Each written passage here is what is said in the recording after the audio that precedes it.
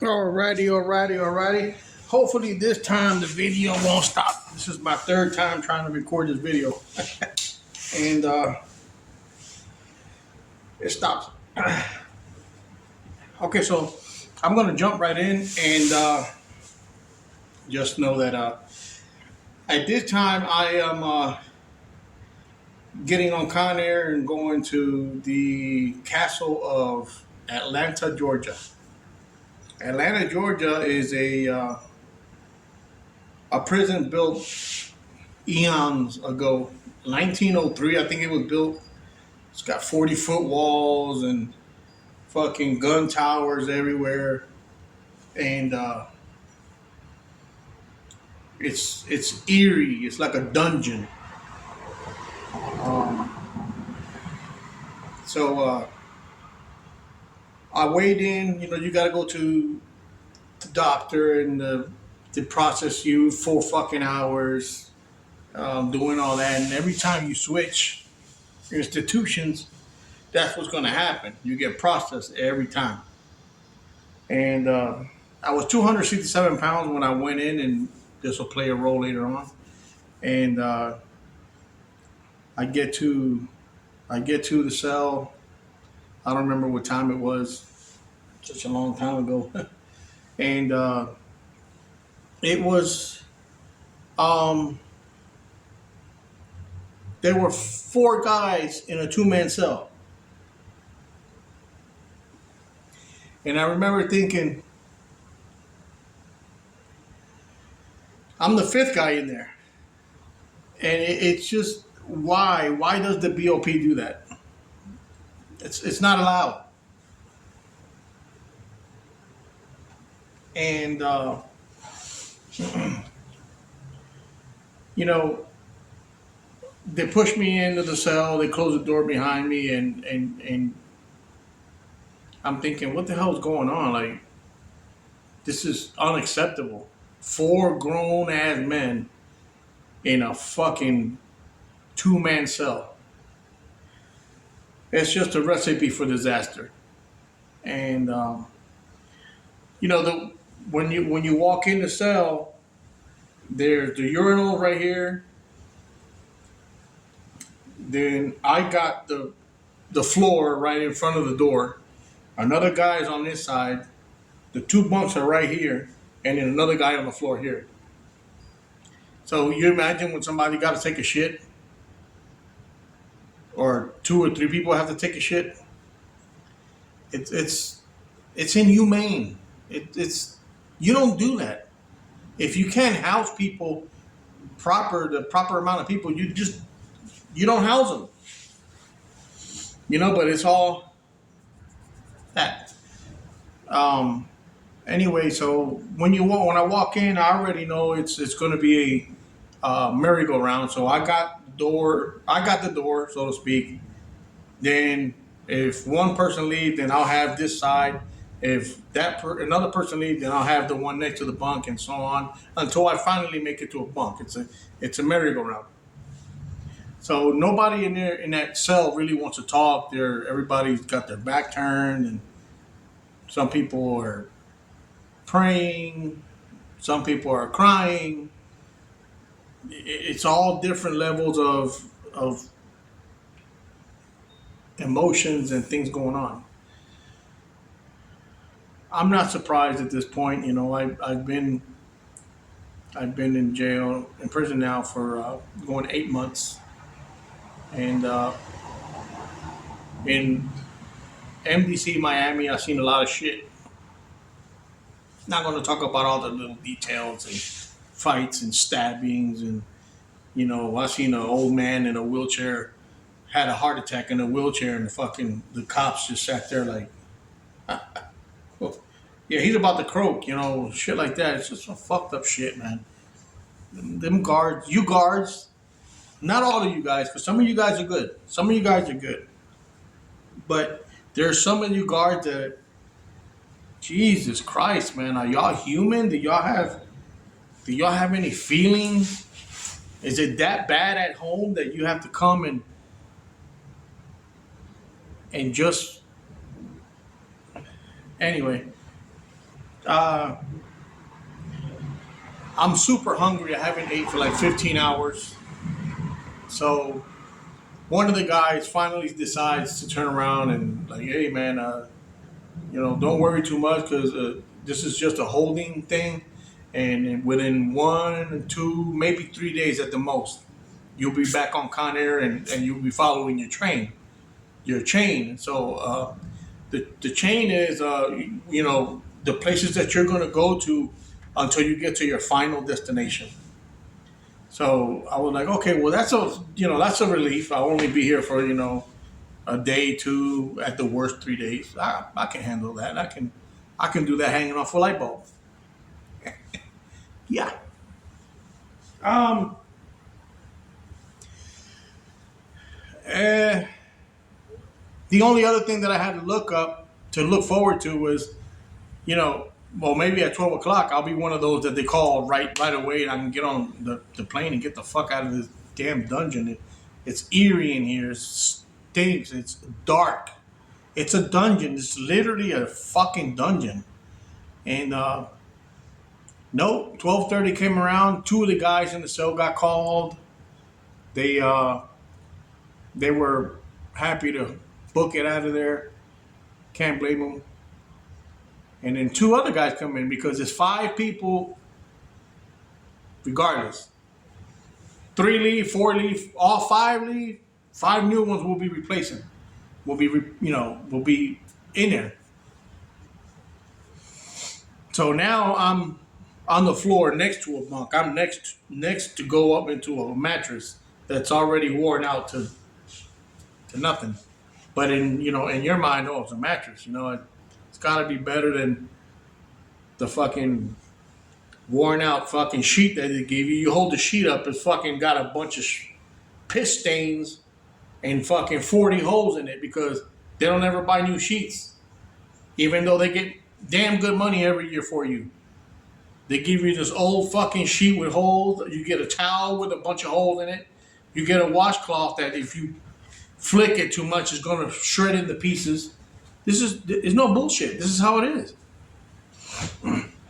They give you a little bottle of shampoo, and when you wash your head with that, your hair falls out. You don't want to wash nothing with that shit. And you get a little bar of soap, and then you get a little tube of toothpaste. And in most cases, you might get like a little toothbrush. It's like that big, and you got to put your fingers in to be able to get to the back. If you're lucky, you'll get the toothbrush, but we didn't get a toothbrush in Atlanta. Anyway, two guys go, two new guys come in. And we tell them, you might get called tonight, because everybody, you're never told what's going to happen. You're kept in a shh, and it's all a mind game. It's all a thing to set you up and just shoot you down every time you boom, that type of thing. So the second, I'm looking at what I remember the first day. I was like, you know what? I haven't eaten like 15, 16 hours. I'm starving. My stomach hurts. At least lunchtime. Breakfast is around the corner. It was 12:30 when the guys left. The new ones came in 1 o'clock. And whatever. Breakfast comes, and I'm ready to eat whatever the hell they're gonna serve because I'm hungry. And everybody was in that cell was hungry. We all hadn't eaten in quite a while. No breakfast. Breakfast is at 6, 7, 8 o'clock went past. The cellmates, the inmates that distribute the food, they sell your shit. So if they get enough clients to buy your breakfast, this is what you get. You get nothing. I went like that, and my neighbors over there looking at me like, hey. Anyway, so I was like, what's breakfast anyway? I mean, if we were to get it, a hard boiled egg. That's what breakfast was in Atlanta in 2002 when I was there. It was a hard boiled egg every day. You don't get pancake, you don't get cereal, you don't get none of that other shit that you get. Sometimes they switch it up. No, you get a hard boiled egg if you're lucky. And then, we didn't get nothing that morning. Lunch. So I said, all right, let's forget about breakfast. Lunch. Lunch has got to be good. Lunchtime comes around and we all get a fucking Lunchable. A kid's Lunchable. 4 fucking crackers, 2 pieces of cheese, and a piece of ham.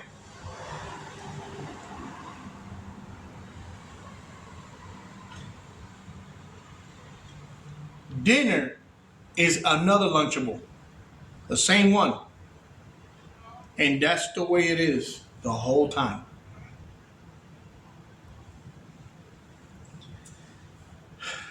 We didn't get dinner that day. We got only lunch that day, the first day. So the second night, I'm hoping, okay, I'm out of here. I got to be on that list to get the fuck out of here. It's my second day. Nope. All 4 of the guys that were in my cell got called. Pack it up. Let's go. Now, I'm thinking, what the fuck? So I'm thinking now, when I came into Atlanta, I remember the CEO, the cop, looking at my papers, Gomez, blah, blah, blah, blah, blah. And I remember, when you're getting booked in, they see your behavioral points. I think I had 6 points, something like that. And then note, why I went to the shoe in Miami, and I was labeled as a guard fighter, a beat guards up. I don't listen. I hit a guard with a fucking chair. No, I didn't. I got into a fight with a guy in Miami, and I hit the motherfucker with a chair. The fucking chair flew over and it nicked the guard's boot. That's all it was. No, I carried through my whole sentence. I always went to max prisons. All right. So third day comes around, 4 new guys leave, and this I stayed, and this kept happening, month in and month out, and I'm trying to get in contact with the COs there. The warden would pass by and would actually go to that cell, skip my cell, and go to the next one. I remember he looked like a African man. Like he was from Africa. One of them, do you barely speak English? Like that. He spoke like that. I'm not making this shit up. And he would never talk to me. I had inmates in there that would yell at him, yo. Nope. He will go to the next cell. At that point, it was pretty much, what am I going to do? People coming in and out. 2 weeks turned into a month. A month turned into 2 months. 2 months turned into 4. At the 4th month, I started to notice that I was losing track of time. I would be sitting in my bunk, and I'm in my bottom bunk. Obviously, I'm the senior, and I would lose track. It'd be early in the morning, and I lose track, hey, Gomez, lunch. What the fuck? I felt like I was just sitting for 5 minutes. Bro, you've been sitting there the whole fucking time just looking at the floor. And I noticed that started happening. I don't know why. I guess my mind started to disconnect. And by the 5th month, I don't remember anything. I was in Atlanta, Georgia, in the shoe in the hole for 8 months. I don't remember. I don't remember past 5 months. I don't remember what happened, who I spoke to, who was there. I don't know. I try to go back, and I know I was there, but what happened, I don't know. Couldn't tell you. My beard is down to here now. You can't fucking. They don't give you nothing to shave, you know. And I remember feeling real skinny. I was skin and bones by the 8th month. Um, I do remember the last day I was there though, and I think I remember it was because I remember giving my bunk to the person that was on the door. Whenever the food tray, sometimes they would leave the food door open, and I used to like to sit there and just. Sometimes you would get like a little breeze, and it was just enough. Now, mind you, there's no air conditioning and there's no heat. If it's cold outside, you're freezing your ass off. If it's hot, you're burning up. And it was hot while I was there. It was the middle of summertime, and I would like to sit there. Nothing to look at. It was all dark gray, almost black paint. Where everything lights were off. There was really nothing to look at. Only thing you could see was the CEO walk by doing count, and that was it. So I remember that night I was already there for almost 8 months, and I remember crying, just bawl crying, and the tears were going down the door from the suffering, and I remember that lady CEO, her voice, real soft. She goes, "What's wrong?" And I remember the flashlight in my face. "What's wrong?" And I remember telling her I've been here for 5 months, and I can't see her face because the flashlight's in my face, but she was like, "What?" And I was actually there for almost 8, and I told her 5. And she goes, "What's your name?" And I remember her. I could hear her rummaging for to get her pad, and she wrote my name down. And she goes, "Okay, let me see what I can do." I remember feeling like hope. Like that was the first time I talked to any staff, and that freaking long.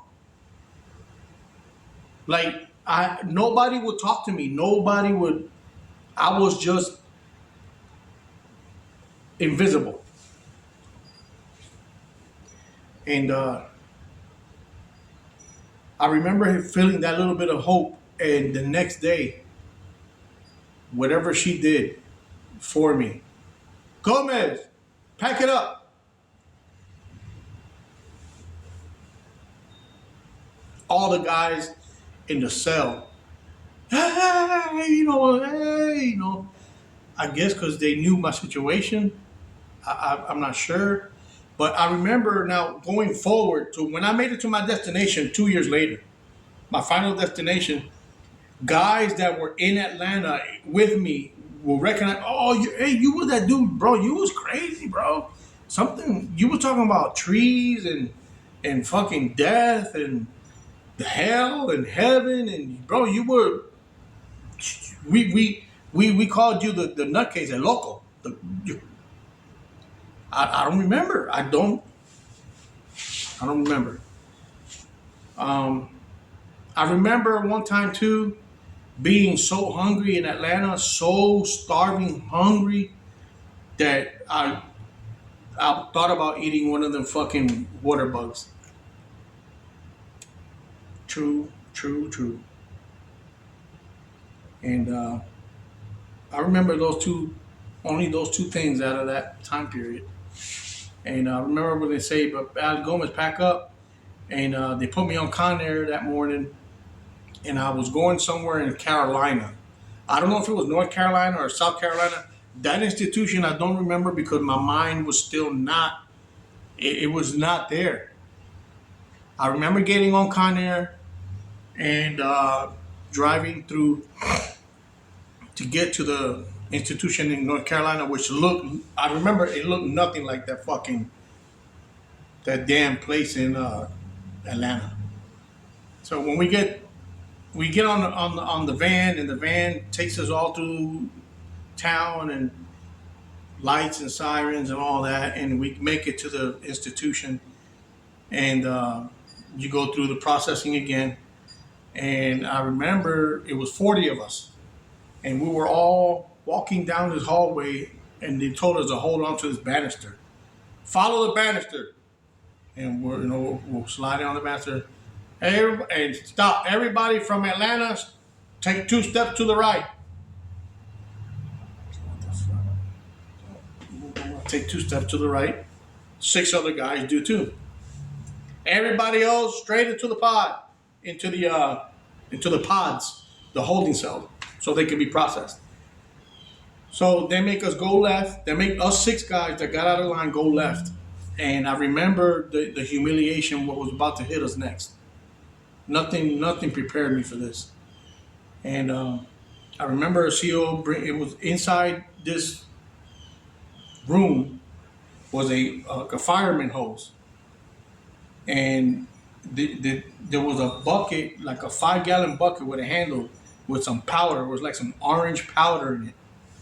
And they stripped us, and you do strip, open your mouth, stick your tongue out, lift your nutsack up, turn around, spread your butt cheeks, cough, let me see the bottom of your feet, you get strip searched you become numb to it after so many strip search. And they handcuff you to the railing there, and then the CO comes and he throws this powder all over you. And like he's dousing you in the shit. And then they tell you, rub it all up in your armpits and your balls. Let's go, hurry up, go, man. You're not, you gotta, they're not good. If you don't do what they say, they're gonna whoop your ass. They're gonna beat your ass. So about 2 minutes, this stuff starts burning. I don't know what the fuck it was, but it starts burning like in your hair, and God forbid if you got it in your face, but it was everywhere because that guard was dousing you. And then he says, this stuff has to be here on you for 15 minutes. If the time is up, you get another 15. Yes, sir. So we're sitting there, we're burning. It feels like we're on fire. And the idiot in front of me goes, CO, is it time yet? Get another 15 minutes, man. I wanted to kick that dude. He was right in front of me. He ended up getting his ass whooped in the pod for that. He got his ass kicked. They open the hose. They hose us off like we're in a fucking slaughterhouse. The level of, they make you feel that big, and I'll never forget it. I'll never forget that feeling of hopelessness, of what did I do to deserve this? You start to get angry inside with the world. That's what it does. It makes you want to say, the hell with it, I'm going to kill somebody. And then you're in there for the rest of your life. That's what they do. So I'm in, I guess, South Carolina. And the hole here was a lot better. At least you got fed 3 times a day. And you got your shower. I got to shave. Beard was down here already. And I think I spent 2 weeks there. And then I caught the train again. I caught the train, whatever you want to call it. From there, I'm gonna call it South Carolina. It was warm. It was hot. It was like late summer, early fall. And you were allowed 30 minutes of rec time every 2 days. And I remember, UPS guy, I remember sweating. It was hot. So when I got on Con Air, I was on Con Air for like 3 hours, pretty long time. I'm like, well, I should be going up north. I should be closer to, Philadelphia, New York, New Jersey. Hell no. New Hampshire. I'm in New Hampshire. They gave us these orange beanies and they gave us jackets on the van because it was fucking snowing. And I don't know if it was a state penitentiary because the Fed do that. And if you think they don't, you're, you know, they did it to me twice. They put me in state penitentiaries 2 times. And I was in the hole in New Hampshire. I knew it was New Hampshire because the license plates, you could see when they're driving you. And then later on, my mind is still not all there from all the shit in Atlanta. But I remember more bits and pieces now. I'm starting to come back and starting to act normal again. And I wasn't in trouble. I was just in the hole the whole time. I don't remember how long I did in New Hampshire, but I want to say it was like a month, I think. About like 30 days, I would say. And then from there, they put me back on Con Air and they flew me to MDC Brooklyn. Another shithole. Let me check if this thing is recording. Yes, we are. Okay, great. So another shithole.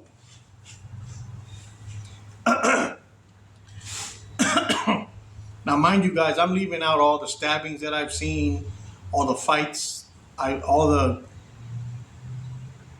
sticking. I've seen people got stuck, and at some point it just doesn't faze you anymore. So when I get to MDC Brooklyn, I'm not even going to the hole. I'm going straight to population the first time. So I was like, hell yeah, in population you can talk on the phone. You have a little bit better food. You have commissary. Even though I had maybe $5 in my books, I was gonna do a lot with that $5. At least buy a bar of soap, or maybe a shampoo. I wasn't, something. So they give me my bedroll. I'm in line. There's like 20 of us. I'm in the middle of that 20. And I remember going into the unit, and I got tapped on the shoulder by a guy that was already in the unit. And he told me in Spanish, hey man, you need to back up.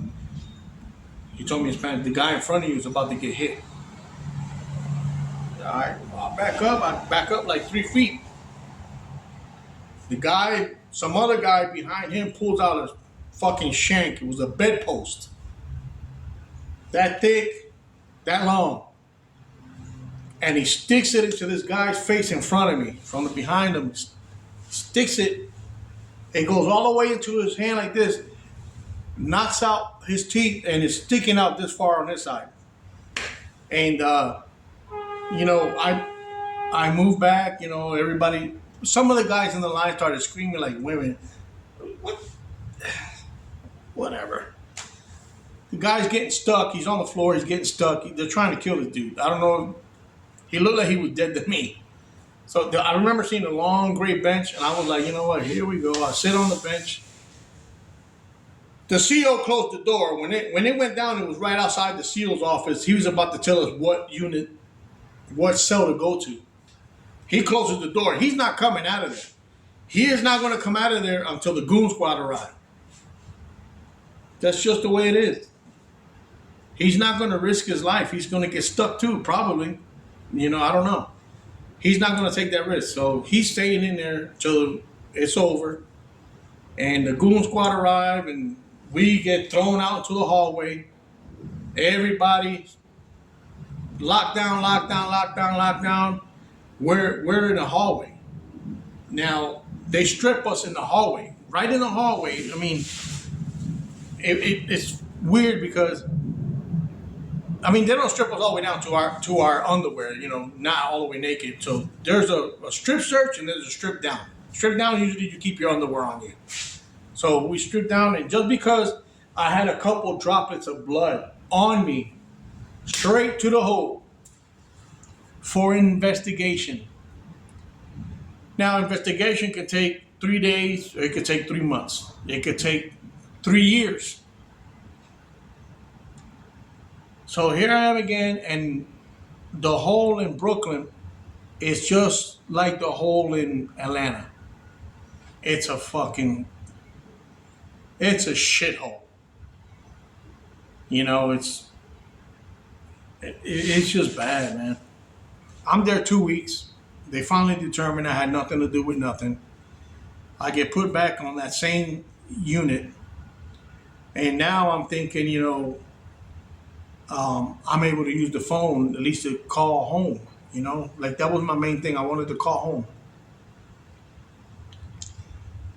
Well, it took me a week to do that because the Italians had the phones, the tables, and the TVs. So you don't have a TV in your cell. You have two or three TVs in the lobby, in the main lobby where you're gonna eat, where you're gonna play cards or dominoes or whatever. You have three TVs, and they had all three TVs locked down to themselves. Why? I don't know. None of my business to ask. But there was only like 12 Italians, and they were all older guys, like my age, what I look like now, older guys, I was 37 when I was there, I was a lot younger. And about 40 Hispanics, and there was a gang in there called the Trinitarios. And then there was about 20 or 19, 18 black guys. And in prison, y'all, you stick to your own. You don't mix. That's a recipe for trouble. In a lot of places, not all places, but in most places, you're gonna stay with your own. And I didn't care. It took me about a week to see the phones finally all completely by themselves. It was a post, and it had a phone here, one phone here, and one phone here. All four of them were by themselves, so I figured, okay, this is a good time to try to call home. So I grabbed the phone, and then, by the way, you gotta wait for your counselor to turn all your shit on. You can't just go to a unit and automatically, no, it takes a week. So my shit's on, I'm called, my mom picks up. My mom is a mess. And, I'm trying to wait for my mom to calm down. And this fucking dude, this Italian dude, snatches the phone out of my hand and hangs it up. And I was like, huh.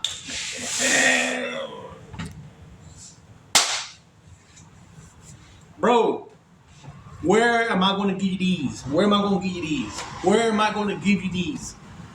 He like, oh, you a tough guy? No, I'm not a tough guy, bro. But I'm going to show you, I'm going to teach you a lesson right here now, or you want to do it in your cell, or you want to do it in my cell. So his cell was right there. So we go in the cell, and I turned this guy into oatmeal. I literally beat this Italian dude. I broke his nose, both his eye orbit bones. I broke his jaw. He was unrecognizable. He looked like Elephant Man by the time I was done. So when I go in there with him, one Spanish guy stands outside his door and one other Italian dude stands outside his door. That's the way it rolled over here. So whoever got up and you open the door and you get the fuck out of there. And so when I was done, I knew the guy wasn't moving. He was on Mars. I got up, and when the Trinitario leader opened the door, I come out and I said, and my adrenaline was still going. Then I yelled, the TV, the phones, and the tables are ours now. And there was 40 Hispanics in there, so I don't know why they never stepped up to these Italians. I don't know who they are. I don't care. I don't care if I died to this point. I didn't care. So they Hispanics, you know, blah blah. And we did. They ended up taking all the shit off of the Italians, and you know that went on for like 2 weeks. And I remember one day I'm going in my cell and I hear footsteps running in behind me. Now it's not uncommon to see these in MDC Brooklyn. I don't know if it's for lockers, somebody's lockers, or the workers' lockers or whatever. But four black guys attacked me, and they had the locks in their hand like this. That right there will fuck you up. The first hit shattered my eye over bone right here. And then when your eye over bone gets shattered, you see like a chameleon. There's no focusing on nothing. You see one picture up here and another picture up here. And these guys are beaten. So the only thing that I thought of survival mode was grab this guy that's in front of me, and I ripped his nutsack off I ripped his nutsack out of place. I fucking ripped his dick down. I mean, one of you guys is coming with me. The other three, they were hitting me in the head, trying to knock me out. I wasn't going out, but every time they hit me, you know, they would cut me. So I was all full. I looked like somebody had put a shotgun to my fucking head, and they run out the cell.